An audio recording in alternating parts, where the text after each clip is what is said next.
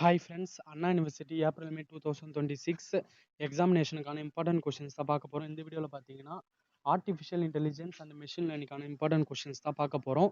உங்களுக்கு எக்ஸாம் பார்த்தீங்கன்னா நாளைக்கு தான் நடக்குது. பட் பார்த்தீங்கன்னா என்னால் சீக்கிரமாக அப்லோட் பண்ண முடியாத சுச்சுவேஷன், அதனால தான் அப்லோட் பண்ண முடியல. அதனால தான் சரி இப்போயாச்சும் வந்து பார்த்தீங்கன்னா உங்களுக்கு லாஸ்ட் மினிட் இம்பார்ட்டன்ட் கொஷின்ஸ் ஆச்சு அப்லோட் பண்ணணும்னு இந்த வீடியோவில் போட்டிருக்கேன். அதனால் சீக்கிரமாக அப்லோட் பண்ண முடியல, அதுக்காக சாரி. இதுக்கப்புறம் வரக்கூடிய கொஷின்ஸ் எக்ஸாமுக்குலாம் வந்து பார்த்தீங்கன்னா சீக்கிரமாக நான் அப்லோட் பண்ணிடுறேன். ஓகே ஃப்ரெண்ட்ஸ், தொடர்ந்து நம்ம சேனலை சப்போர்ட் பண்ணுங்கள். ஃபஸ்ட்டு யூனிட் 1ல் பார்த்தீங்கன்னா யூனிஃபார்ம்டு சர்ச் ஸ்ட்ராட்டஜி, அது வந்து பிளைண்ட் ஸ்ட்ராட்டஜின்னு சொல்லுவாங்க. அதில் பிஎஃப்எஸ் டிஎஃப்எஸ்ன்னு நிறைய இருக்குது.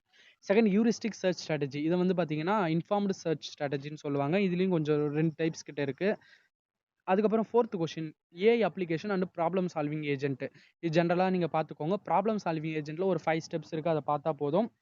அப்புறம் சிஎஸ்பி கன்ஸ்ட்ரைன்ட் சாட்டிஸ்ஃபிகேஷன் ப்ராப்ளம். இதில் வந்து பார்த்தீங்கன்னா ஃபஸ்ட்டு 3 கொஷின் 1, 2, 4ன்னு போட்டிருக்கல, அந்த 3 கொஷினை தெளிவாக படிச்சுக்கோங்க. நெக்ஸ்ட் யூனிட் 2க்கு பார்த்தீங்கன்னா நேவி பேஸ் மாடல். அண்ட் இந்த பேப்பர் பொறுத்த வரைக்கும் பார்த்தீங்கன்னா உங்களுக்கு ப்ராப்ளமும் கேட்பாங்க, தேரியும் கேட்பாங்க.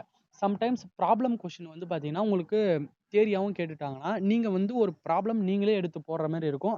அதனால ஒரு எக்ஸாம்பிளை நீங்களே வீட்டை ப்ரிப்பேர் பண்ணிட்டு போயிடுங்க. இந்த எக்ஸாம்பிள் தான் நம்ம அங்கே கேட்கலன்னா, இது தேரியாக கேட்டாங்கன்னா இந்த எக்ஸாம்பிள் தான் போடுவோம் அப்படின்னு போட்டுருங்க. உங்களுக்கு தேரியா கேட்டிருந்தாங்கன்னா, இப்போ நேவி பேஸ் வந்து தேரியாவும் கேட்க வாய்ப்பு இருக்குது, ப்ராப்ளமாக கேட்க வாய்ப்பு இருக்குது.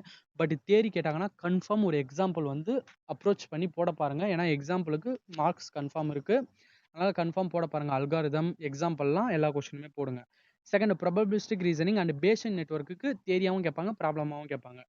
Exact and approximate interference first 2 question முக்கியம். நெக்ஸ்ட் யூனிட் 3க்கு பார்த்தீங்கன்னா SVM support vector machine and maximum margin classifier ரொம்ப இம்பார்ட்டன்ட். வித் ரெண்டுத்துக்குமே டயக்ராம்ஸ் இருக்குது, பார்த்துக்கோங்க.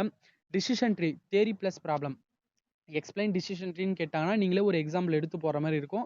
இல்லை அவங்க டேரெக்டாக எக்ஸாம்பிள் கொடுத்துட்டு கூட டிசிஷன் ட்ரீ கன்ஸ்ட்ரக்ட் பண்ண சொல்லுவாங்க.